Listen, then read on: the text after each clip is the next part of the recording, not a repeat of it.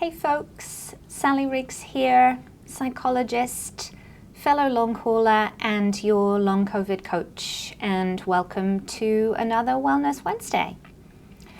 One thing that's been on my mind over the last week or so, and not really sure why, but since I have only been working in the public domain since I started to recover from long COVID, many of you all may not have a sense of whether I was as sick as you are. And I very often tell my long COVID story and my recovery story. I do a lot of public speaking for medical professionals, HR professionals, but of course you guys don't see those presentations that I do. And it occurred to me, especially as I am continuing to do better, that sometimes you might look at one of my videos and think, sure, but she looks like she's doing great. She hasn't been as sick as I have. Is it applicable what she's talking about to me? And so I thought I would take a few minutes today just to tell a little bit more of my long COVID story, so that you can have a sense of where it matches up with your journey. I got COVID in March 2020.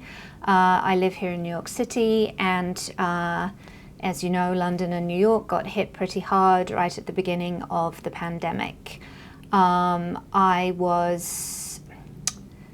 say not able to get a test, that's not true. I went to urgent care, I asked for a test, she refused me, and then ultimately reluctantly acquiesced, administered it incorrectly, and then it came back negative. So I never got a positive test. But much like anybody in that first wave who didn't get a test or who got a negative test as well, that kind of, do I have COVID? Is this COVID? What's going on? All of that fun uncertainty. I had a relatively mild illness, although it was probably worse than any flu I've ever had. And of course I continued working right the way through, partly because I'm a psychologist and my patients were all incredibly anxious. We had just started in lockdown and I didn't want them to know that I was sick or to worry about me. My symptoms started, they definitely started right after initial infection, although they didn't get very, very bad until much later. I was definitely fatigued, and the fatigue continued right from initial infection and never recovered. And then in about May, I started having shortness of breath and chest pain when I was running, after I was running, but also just walking uphill. I also had some strange skin rashes, the fun costochondritis that many of us have had, which I had previously broken my rib right in that exact spot, and I was worried that I had re-broken it again, although there was no trauma that could have caused that impact. As time went on, things got progressively worse, and I stopped being able to run by about September, and then things got progressively worse from there, and by December, January, I was into the kind of chronic fatigue where you can't really get out of bed, and most of 2021 was characterized by me not being able to get out of bed or spending most of the day getting up, getting dressed, etc.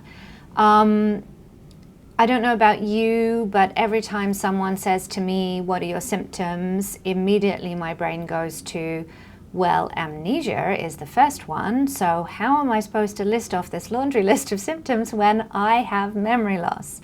But I will do my best to cover the broadness, and I think essentially pretty much the same as you is a good enough answer, but definitely nausea, dizziness, GI stuff, constipation, stomach pain, diarrhea, acid reflux, insomnia, tinnitus, all of the mast cell activation stuff, light sensitivity, heat sensitivity, sound sensitivity. For most of the summer in 2021, I could not go outside because it was too much for me, the heat. And obviously all of the fun POTS symptoms as well. For a long period of time I was wearing compression pants and spending most of my days lying down under a weighted blanket when I wasn't working.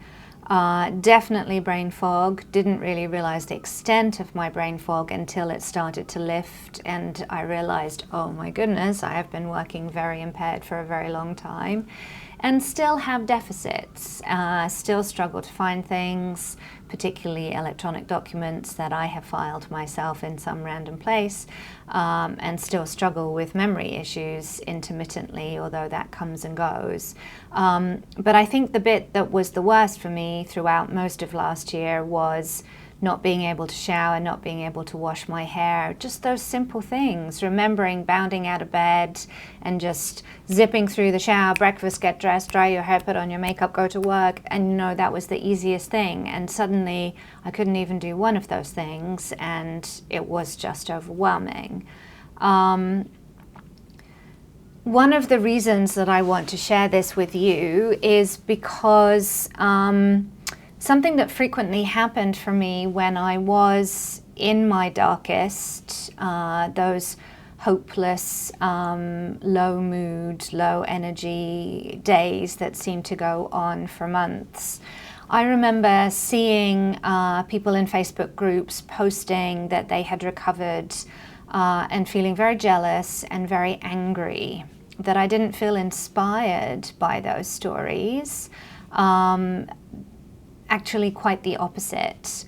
And periodically when I'm talking to people, you know, I sense that feeling too. I'll ask people about their dreams for the future, and that's a difficult question to answer.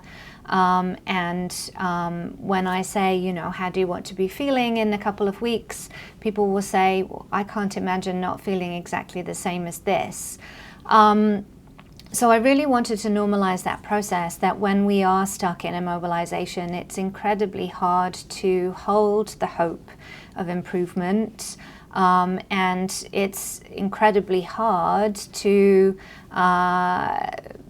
be inspired by other people's recovery stories, that it's totally natural to feel jealous and angry and sad that we're not recovered and we can't imagine recovering, and that all these other people are, and it's not fair. And part of my job, whilst normalizing that process, is to also still sit here and offer you hope. Not only did I find a way to begin my recovery journey, but I also was able to get through those days. So lean into it, which doesn't mean make yourself feel worse. It means don't beat yourself up for having those thoughts or those feelings. That it's perfectly normal and perfectly okay, and absolutely no judgment. And hang in there, and it will pass, and things will improve. And if you're interested in any of the polyvagal stuff that we've talked a lot about recently, as time goes on and I get more and more scientific evidence around that, I am more and more convinced that that is the first thing that helped me to be able to get to a place where I could start to recover. So just so that you know, I have been what you have been through. I have been in those darkest days. I have been in those horrific symptoms. And in moments, I do still get symptomatic days now. And I am working very hard on trying to lean into those symptoms in those moments and not go into the fix it, overdrive, why is this happening, make it stop, which again, all of us are very, very familiar with. If you were interested in the Safe and Sound Protocol group, we still have a couple of spots open for our November group, which is starting on the 22nd of November. right before Thanksgiving. And don't worry, we won't have a session on Thanksgiving Day for those who are in the US. And also, just to keep you posted, my assistant is working very hard behind the scenes. We are starting a Facebook group very, very, very soon. As soon as it's live, I will put the link on these weekly Wellness Wednesday videos.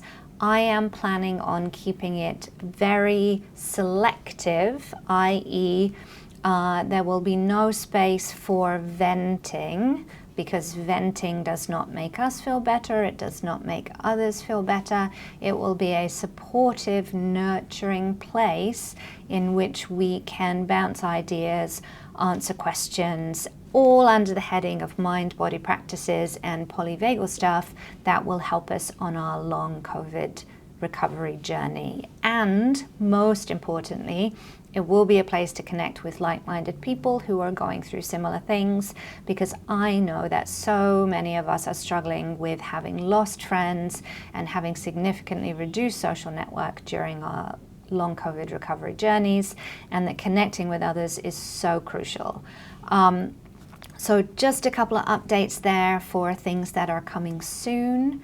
I hope that me sharing my experience and a little bit of my symptoms has been helpful to you. As always, feel free to send me an email if you've got a question.